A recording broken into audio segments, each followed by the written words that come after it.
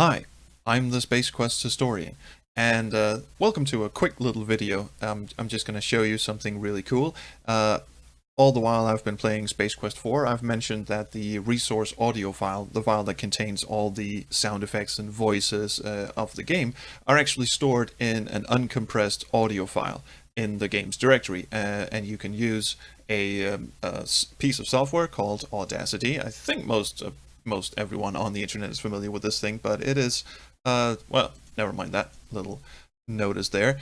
It is a nice little piece of audio editing software that's freely available, and it looks like this once you get it into a human size. There you go.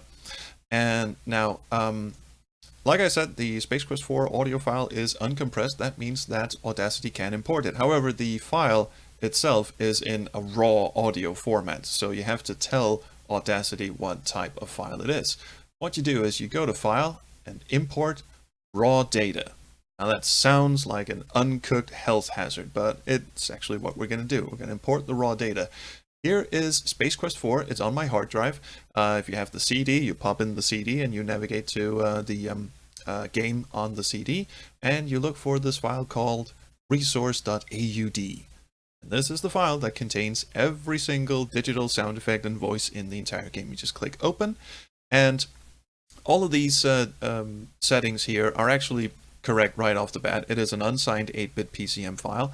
It is a mono file. It's not in stereo or anything. I don't know what NDNS is, but I'm sure Dr. Jones will tell us in a minute. The only thing we have to mess with really is the sample rate, because the sample rate of the file is not 44,100 hertz. It's or 44,100 hertz, or 44 kilohertz. This is what you normally get on an audio CD. Space Quest 4 has quite a lower sample rate than that. Maybe you've noticed some of the audio kind of sounds like my audio setup here. Actually, it's a little hissy. It's a little not that professional. So, well, it was professional for 1991 at least.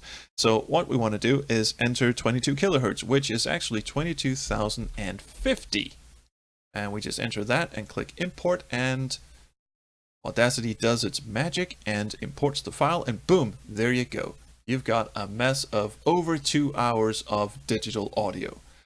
Wow. Let's just pick a spot at random and hit play and see what happens. About other icons. Adjust sound volume. Oh, this is the help guy. The speed of the game's animation. Menu. Cool. Skip ahead a bit. Some club, you think, in amazement.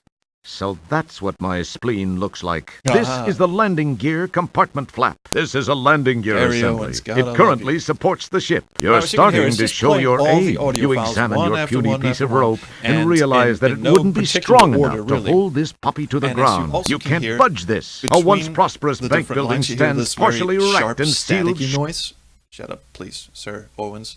God rest your soul. The sharp staticky noise is some digital information. I think it's what tells the game to play this audio file at this particular point, sort of an identifier, but it's really harsh and awful to listen to. You can hear it right here. This that little click at the start, that's the digital identifier, let's just call it that. Anyway, so the reason I'm actually doing this video is because I'm editing the finale episode of Space Quest 4, and I need sound. I need to rip a sound from the game because I want to play one of Roger's iterations of one of the products from the Radio Shack place in the Galaxy Galleria. And it's buried somewhere in this over 2 hour long file. It's 2 hours and 7 minutes and I don't know, 30 something seconds. So how on earth am I going to find it? Well, I could just sit here and listen to the entire thing. But I'm not going to do that. Instead, I'm going to rely on my good old pal, Jess, who is the proprietor and owner of Roger Wilco's Virtual Broom Closet. It is on this URL. In fact, it's not even him. It's one of his buddies with the auspicious username 30D954A. I don't know where he got that. But anyway, this gentleman actually sat down and transcribed the entire file, the entire voice file, and he very helpfully put in some timestamps at the start. So the line that I need, I'm just going to use Google Chrome's search. That's Control F. I know that it involves the word ambassador. So I'm just gonna, sorry, thing there. I'm just gonna search for the word ambassador. As you can see, I've actually done this once already. This is the line I want. Dandy recipe beamer. Imagine the situation. Okay. So this line is different from the one that's actually in the game, but they included it in the voice resource file anyway, because, I don't know, they did 2 takes and then they decided after the fact which one they wanted to keep, and they probably already built the voice file, so that's what they went with. But this voice file is still in the resource file, even though it's not used in the game. And it is located around 1409, so 14 minutes into the file. So I'll just navigate over here. Let's see, 14 something, so it should be in here. Let's just zoom in for a bit. Should be right around there, I think. So we can see the little clicky sound there. I think that's good. So this should be the line. Dandy recipe beamer. Imagine the situation. Okay.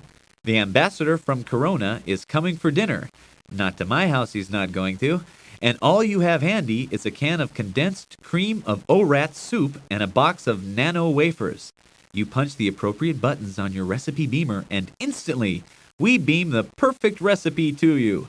Over 18 trillion recipes collected from all over the universe, that's a typo, just to make meal planning easier. 455 buckazoids. Estimated date of uplink, November 2803. Cyber Depunker. And as you can hear, he goes straight into the next line. There's not a lot of lead out or anything. You can just hear that little click there. So we know to look for that little clicky thing. So just gonna go back to 1409. That should be around here. And just mark that thing up to when that clicky thing starts. That's about here. So just a little before that, we should get Dandy recipe beamer. Yep, we got the entire thing. So now we just go to File and Export Selection. And as you can see, I already did that once, but I'll do it again. There you go. Just want to replace that one. This window means nothing, so we can just click OK.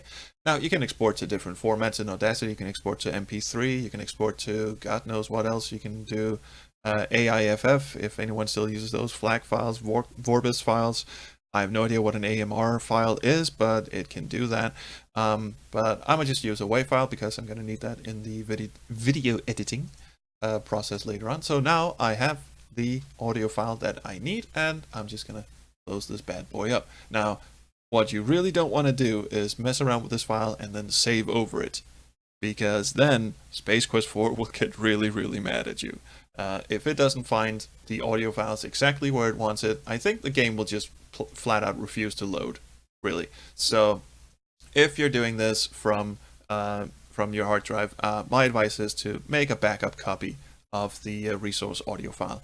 It's around 200 megabytes, so it's not really, you know, a big deal. But anyway, that's how you rip voice files from Space Quest 4. Now, I do know that there are utilities out there on SierraHelp.com and such that lets you browse through different resources, both audio and the different bits of graphic and stuff like that. This is just like a sort of a lo-fi way to do it, really. I might demonstrate those. Actually, I probably will when we play Space Quest 6, because there is a lot of stuff hiding out on the Space Quest 6 CD. And no, you can't do this with the Space Quest 6 resource audio file, because that's when Sierra started compressing them with some sort of proprietary compression routine or something that Audacity can't open. But Space Quest 4 opens perfectly in Audacity. So anyway, thank you for watching. Please like, subscribe, do whatever you kids do. Do leave me a comment, because I do love the comments. Thank you, and I'll see you around the Chrono Stream.